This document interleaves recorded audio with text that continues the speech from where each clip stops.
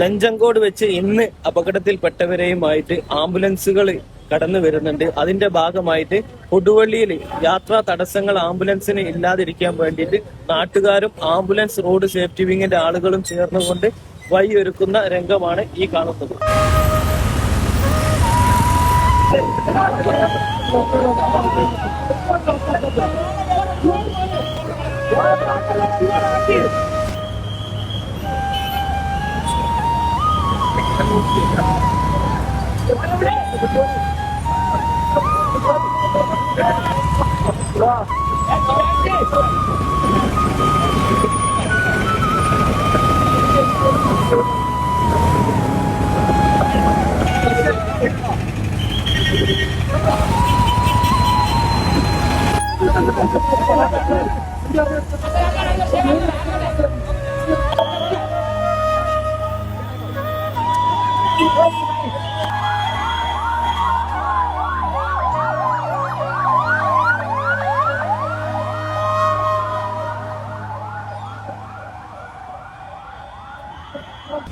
അത് കർണാടകയിൽ നഞ്ചങ്കോട് എന്ന് പറഞ്ഞ സ്ഥലത്ത് ഒരു ഫാമിലി സഞ്ചരിച്ച ഒരു കാറും മറ്റൊരു വാഹനമായിട്ട് കൂട്ടിയിടിച്ച് വലിയൊരു അപകടം നടന്ന് ഇന്ന് രാവിലെ.